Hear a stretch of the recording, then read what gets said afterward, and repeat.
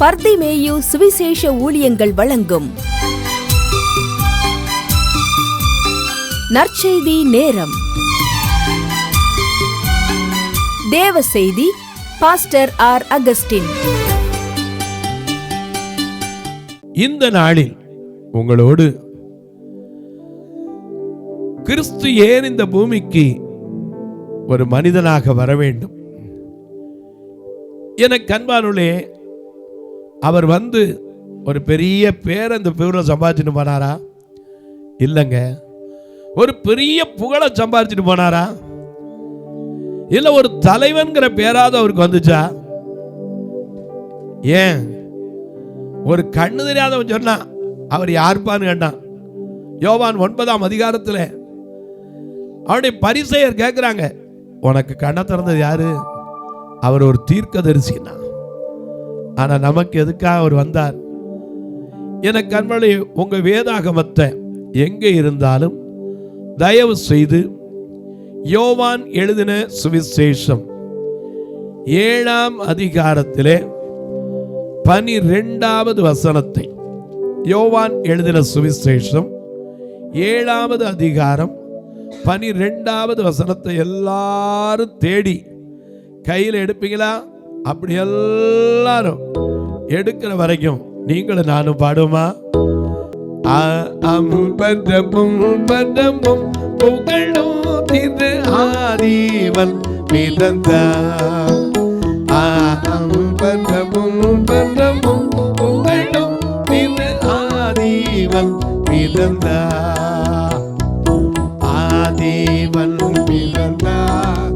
ஆதிவன் பிறந்தார். ஆதிவன் பிறந்தார்.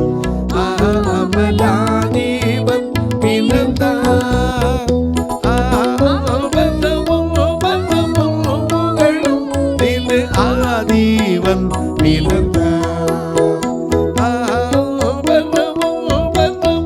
புகழும் திரு ஆதிவன் பிறந்தார்.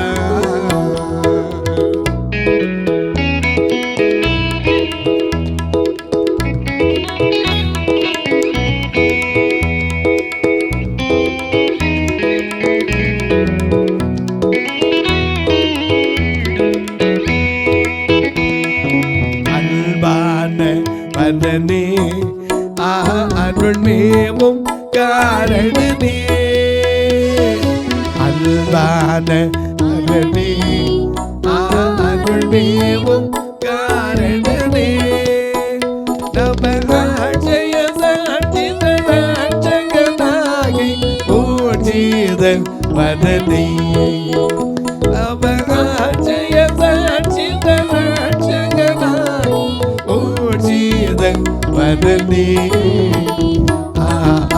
பரமும் பரமும் புகழும் திரு ஆதிவன் பிறந்தார்.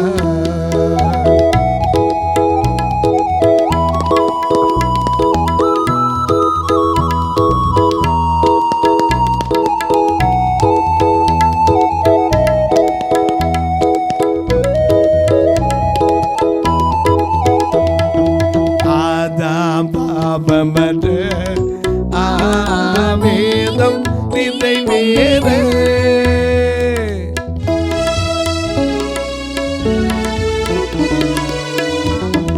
பாபமது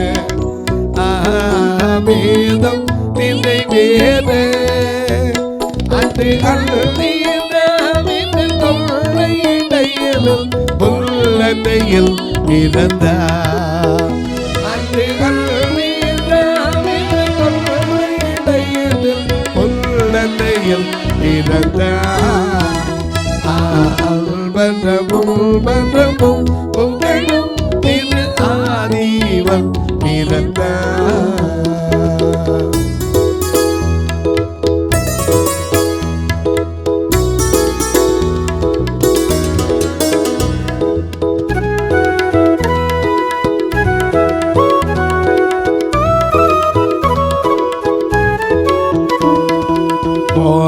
போனவனாடு ஆதானம கொண்டாடு,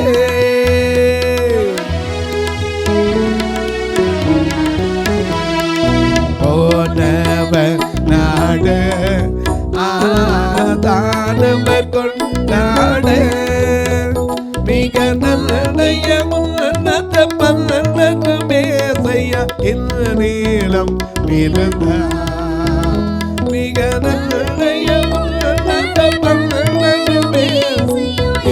நீளம் பிறந்தா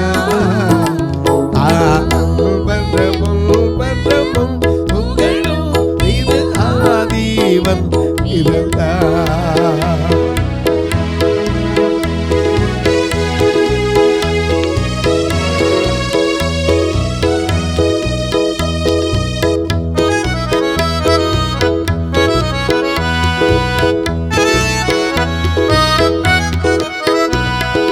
விண்ணோடு தோட மன்னவர் வீட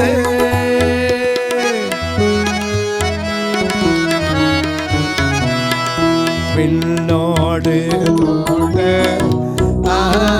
மன்னவர் வீட யுத கோதிர கோதிர பாத்திரமே யுத கோதிரன் பிறந்தா யுத கோதிர கோதிர பாத்திரமே யுத கோதிரன் பிறந்தா பன்றமும் பன்றமும் புகழும் திரு ஆதீவன் பிறந்தா ஆதீவன் பிறந்தா அவனாதீவன் பிறந்தா ஆதீவன் பிறந்தா அவனாதீவன் பிறந்தா புகழும் இது ஆதீவன் பிறந்தா.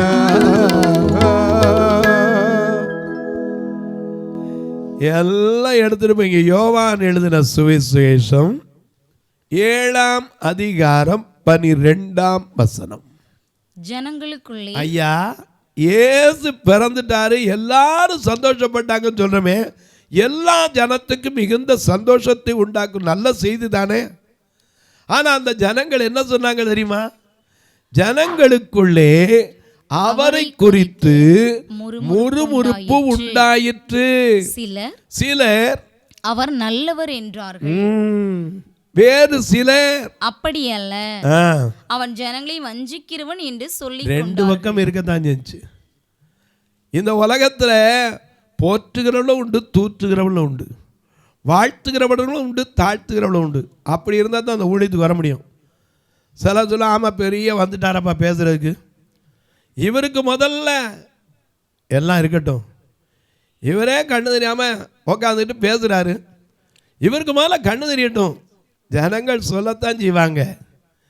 அவரையே பார்த்து சொல்லலையா நல்லவர்னா சொன்னாங்க. ஜனங்களுக்குள்ளே அவரை குறித்து, யாருவை குறித்து? இந்த எல்லா ஜனத்துக்கும் மிகுந்த சந்தோஷத்தை உண்டாக்குகிற நற்செய்தியாகிய கிறிஸ்து மனிதனாக பிறந்தார். அப்படி பிறந்து இந்த பூமியில் நடந்து வந்தபோது அவருக்கு கிடைச்ச பட்டம் என்னது? வஞ்சிக்கிறவன், ஜனங்களை வஞ்சிக்கிறவன். ஆனால் அந்த ஜனத்துக்காகத்தான் தன் ஜீவனையே கொடுத்தார்.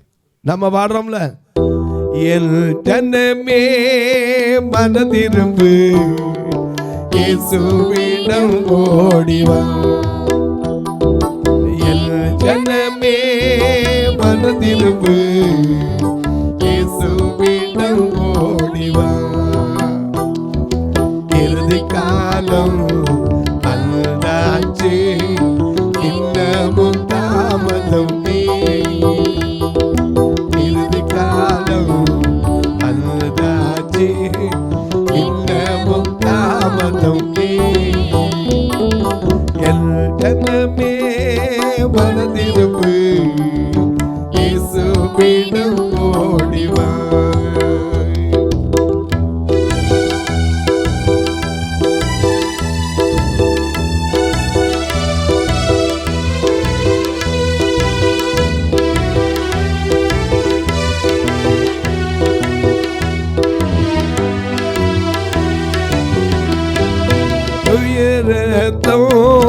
உனக்காக தீய நம் வாழ்வு மாறு,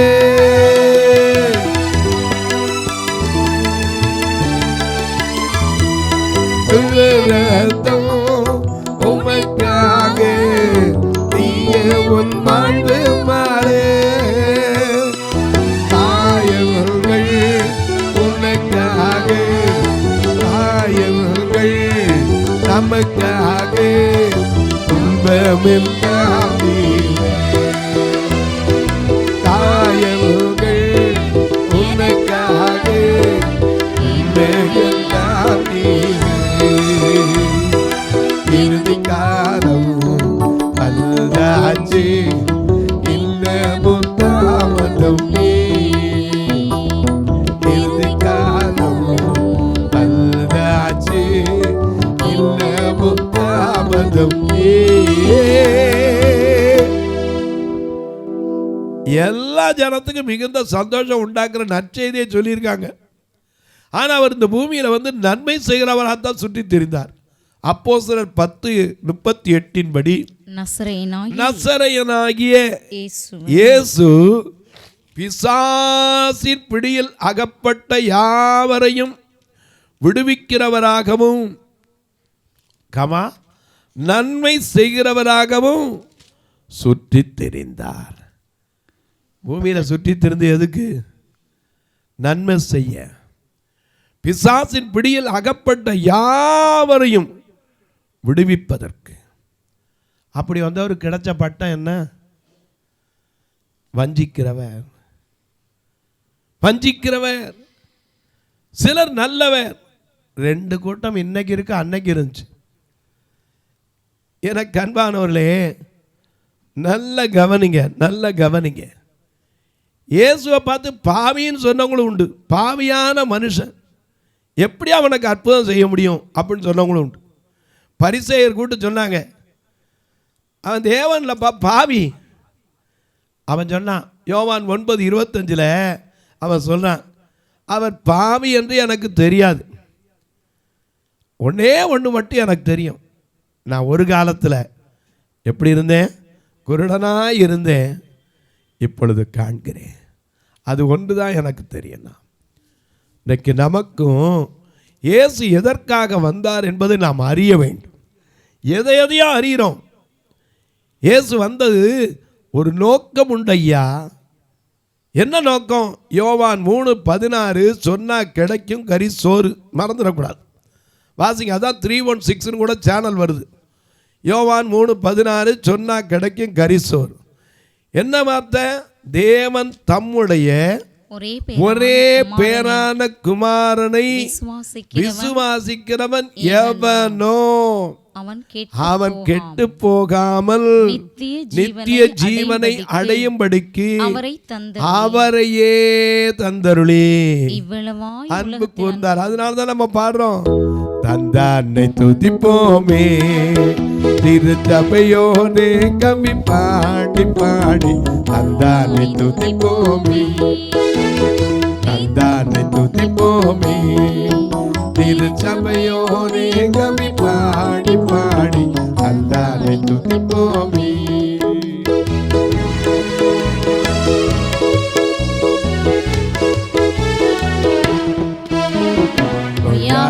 சியோனே மெய்யாக கவி கொண்டு பொய்யாக சியோனே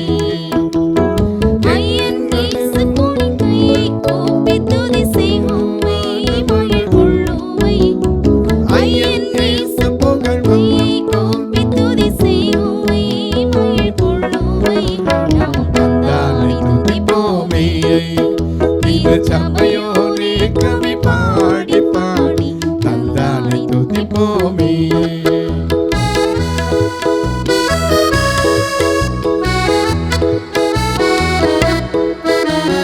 சிந்தையாய் நமது நந்த அந்த மனவாழ அறியதோ நன்மை மிக மிக மிந்தையாய் நமது நந்த அந்த மனவாழ அறியதோ நன்மை மிக தந்தானை துதிப்போமே. இது சபையோனே கவி பாடி பாடி தந்தானை துதிப்போமே. தன்னையே தந்தார். தந்தேர் என்ன இயேசுவே பாடுறோம். எல்லாத்துக்கும் பாட்டு இருக்கு. இந்த பூமிக்கு அவர் எங்கே இருந்தார்? நீதிமொழிகள் 8:31 வாசிக்கிறோம். தம்முடைய பிதாவின் அருகே செல்ல குமாரனாய். நீதிமொழிகள் 8ஆம் அதிகாரத்தில் 31ஆம் வசனம் 30 கூட வாசிங்க.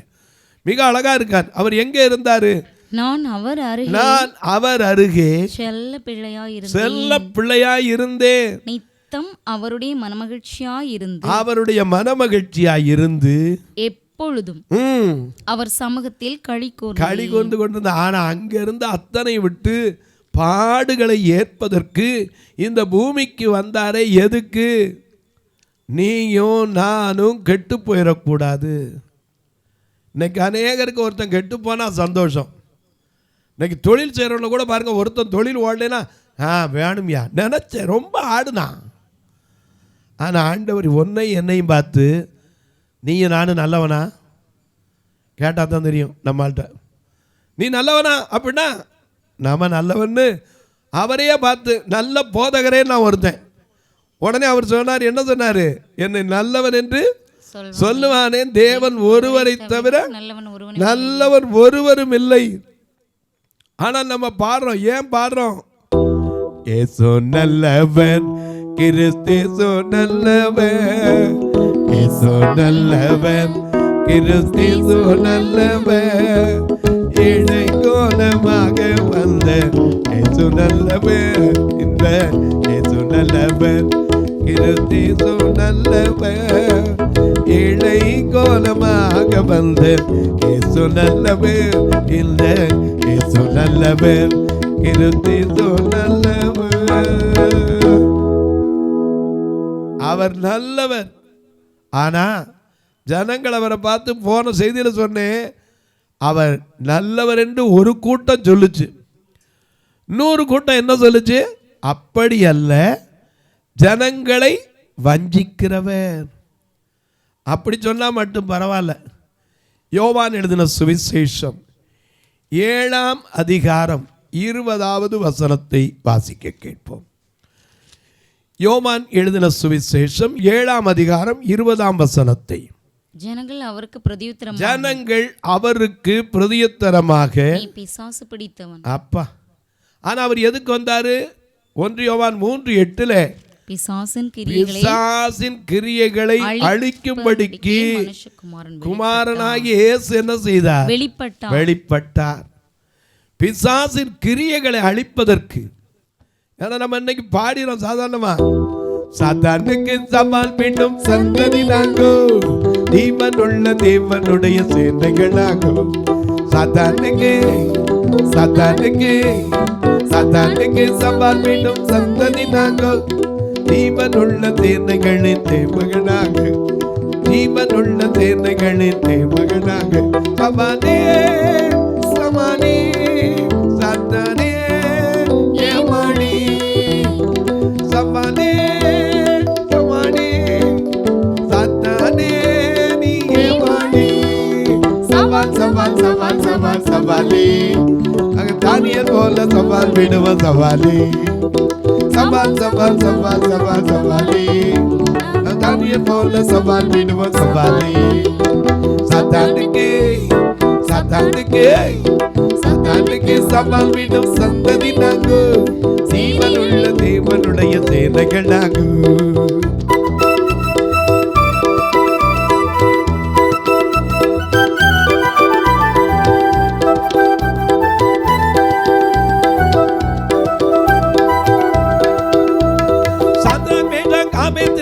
ஆவியனுக்குள்ளே 7 மடங்கு எரிய சூழ்நிலை எனக்கு பயமில்லை. சாத்தா கேட்டா காமே தேகோ ஆவியனுக்குள்ளே 7 மடங்கு எரிய சூழ்நிலை எனக்கு பயமில்லை. சவால் சவால் சவால் சவால் சவாலே, நாங்க கவலை போல சவால் விடுவோம் சவாலே. சவால் சவால் சவால் சவால் சவாலே, நாங்க தானியல் போல சவால் விடுவோம் சவாலே. சாத்தானுக்கு சவால் விடும் சந்ததி நாங்க, ஜீவனுள்ள தேவனுடைய சேனைகள் நாங்க, ஜீவனுள்ள தேவனுடைய சேனைகள் நாங்க. சொல்லுங்க, ஜீவனுள்ள தேவன் சேனைகள் நாங்கோ. ஐயா, பிசாசின் கிரியைகளை அழிப்பதற்குத்தான் இந்த பூமிக்கு வந்தார். ஆனால் அவரை பார்த்தே என்ன சொன்னாங்க? பிசாசு பிடித்தவனே, பிசாசு பிடித்தவனே. நாங்கள் அது மட்டும் இல்லை, யோவான் எழுதின சுவிசேஷம் 7ஆம் அதிகாரம் 4வது 5வது வசனத்தை வாசிக்க. பிரபலமாய் இருக்க விரும்புகிற இது ஒரு பெரிய பிரச்சனை. இன்னைக்கு பிரபலம் முக்கியம், எல்லா ஊழியத்திலும் அதுதான் முக்கியம். வர்றதுக்கு முன்னாடி வால் போஸ்ட் அடிச்சடே எங்கள் அப்பா ஊரெல்லாம் ஒட்டி வருகிறார் வருகிறார் வருகிறார். இயேசு எந்த இடத்துலையாவது அப்படி சொல்லிட்டு போனாரா? அவர் வாட்டில் சாதாரணமாக நடந்து நடந்து நடந்து சுற்றி திரிந்தார். ஆனால் பிரபலம் இன்னைக்கு எப்படியாவது பிரபலமாயிடணும், நாம் பெரிய ஆள் ஆயிடணும். ஐயா, சீசர்களுக்குள்ளே ஒரு போட்டி வந்துச்சு. என்ன போட்டி? யார் பெரியவன்னார். அவங்க இருதயத்தில் தான் பேசிட்டு வந்தாங்க. ஏசு அதை கேட்டு என்ன சொன்னார்? உங்களை யார் பெரியவன் இருக்கணும்னு நினைக்கிறீங்களோ அவன் எல்லாருக்கும் சிறியவனாக இருப்பீங்க. நமக்கான முதல் இடத்தை கொடுத்தார். மத்தேயு எழுதின சுவிசேஷம் 11ஆம் அதிகாரம் 11ஆம் வசனத்தில் வாசிக்கிறோம், ஸ்திரீகளிடத்தில் பிறந்தவர்களில் யோவான் ஸ்நானனை பார்க்கிலும் பெரியவன் ஒருவனும் இருந்ததில்லை, ஆகிலும் பரலோக ராஜ்யத்திலே எப்படி சிறியவனாய் இருக்கிறவன் அவனில் உனக்கு எனக்கு ஒரு சான்ஸை கொடுத்தார். உனக்கு எனக்கும் யோவான் ஸ்நானம் கிட்ட நம்ம நிற்க முடியுமா? யோவான் ஸ்நானம் சாதாரண ஆள் இல்லை. வனாந்தரத்தில் கூப்பிடுகளுடைய சத்தம். அவனுடைய சாப்பாடு என்ன? வெட்டுக்கிளி. வெட்டுக்கிளினாலும் வெட்டுக்கிளியோ பிடிச்சதுன்னா வெட்டுக்கிழங்கு. வெட்டுக்கிளியும் காட்டு தேனை தின்னுட்டு பிரசங்கம் அன்பிற்குரியவர்களேன்னு பேச மாட்டார். விரியன் பாம்பு குட்டிகளே, சுத்த தமிழ் சொன்னால் பாம்பு பிறந்த வேலைம்பார். அப்படி தான் பேசியிருப்பார். விரியன் பாம்பு குட்டிகளேன்னு என்ன அர்த்தம்? அப்போ பாம்புனா புள்ள பாம்பு குட்டி தானே.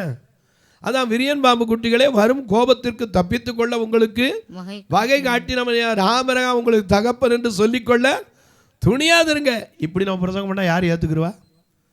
ஆனால் அவனுக்கு கிடைக்காத இடத்த உனக்கு எனக்கு கொடுக்கிறதுக்கு இந்த பூமிக்கு வந்தார். ஆனால் அவரை பார்த்து பிரபலத்தை விரும்புகிறவன் ஜனங்கள் சொன்னாங்க.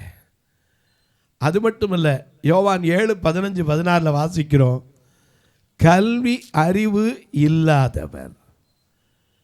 எனக்கு அன்பானவர்களே, தொலைக்காட்சியில் பார்க்கிறவர்களே, இந்த பூமிக்கு உன்னை தேடி என்னை தேடி பூமிக்கு வந்த, தன்னையே கொடுப்பதற்கு வந்த அந்த இயேசு கிறிஸ்து ஏன் பூமிக்கு வந்தார்னா, நம்ம எல்லாம் பெரியாள் ஆக்கி அவர் தன்னை கிருபாதார பலியாக நம்முடைய அக்கிரமங்களெல்லாம் சுமக்க, நம்முடைய மீறுதல்களெல்லாம் சுமக்க, நம்முடைய பாவங்களை நீக்கி ரட்சிக்க இந்த பூமிக்கு வந்தார். ஏதோ ஒரு பிரபலத்தை விரும்ப வரல, அவருக்கு ஒரு பெரிய பெருமை வேணும்னு இந்த பூமிக்கு வரல. தொலைக்காட்சியில் பார்க்கிறவர்களே, இந்த நிகழ்ச்சியை நாள்தோறும் பார்க்குறீங்க, கேட்குறீங்க, சந்தோஷப்படுறீங்க.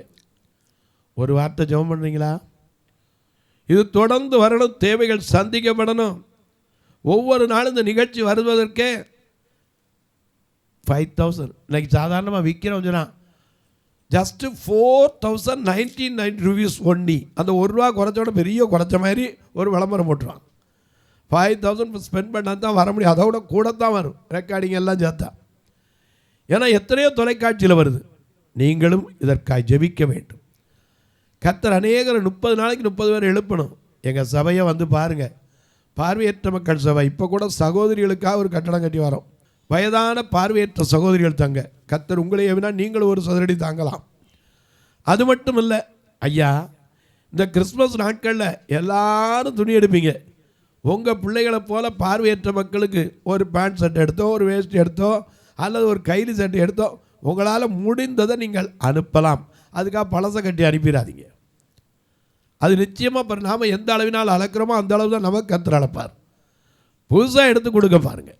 உங்களுக்கு 500 ரூபாய்க்கு சட்டை எடுப்பீங்கன்னா 500 ரூபாயில் 250 ரூபாய்க்கு 2 சட்டை எடுங்க, ஒன்று அனுப்பாருங்க. கர்த்தர் உங்களை இன்னும் உயர்த்தி ஆசீர்வதிப்பார். அது மட்டுமல்ல, நீங்கள் கேட்கலாம், எப்படி பிரதர் நாங்கள் இதுக்கு உதவலாம்? வருகிற 25ஆம் தேதி மதுரையிலையும் காலையில் 6 மணிக்கு ஆராதனை உண்டு, 5 மணிக்கு. அதே போல் திருநெல்வேலியில் 11 மணிக்கு ஆராதனை உண்டு. 27ஆம் தேதி மாதாந்திர உபவாச கூட்டம் நான் இந்த வட்டம் கிறிஸ்மஸ் பெருவிழாவாக வைத்திருக்கிறோம். 27 திருநெல்வேலியில் புது பஸ் ஸ்டாண்டுக்கு ஆப்போசிட்டில் கிரேஸ் ஹாலில் நீங்களும் வரலாம், வந்து பங்கு பெறலாம். அது மட்டுமல்ல, புது வருட ஆராதனை எல்லாம் நடக்கணும். ஒரு ஆராதனையோட உங்களை சும்மா அனுப்பிடக்கூடாது. கர்த்தர் உங்களை ஏவினால் நீங்களும் தாங்கலாம். எப்படி பிரதர்? இந்த ஃபோன் இருக்கே, 2 நம்பர் இதில் வரும். இதில் நீங்கள் ஜிபே உண்டு, ஃபோன்பே உண்டு. ஒருவேளை ஐயா நாங்கள் அக்கௌண்ட் வழியாக அனுப்பணியா அப்படின்னு சொன்னீங்கனாலும் என்கிட்ட கேளுங்க. கணக்கு வைக்கிறது கேட்டாலும் கேளுங்க, உங்களுக்கு வழி சொல்லித்தாரேன். அதுவும் இருக்குது. உங்கள் ஜெபக்காரியம் எது இருந்தாலும் சரி, காலை 10 மணிலேருந்து 5 மணிக்குள்ளே தாராளமாக சொல்லலாம். இப்போவும் உங்களுக்கு ஜெபிக்கட்டுமா? நல்ல பிதாவே, நன்றியோடு துதிக்கிறோம் சுவாமி.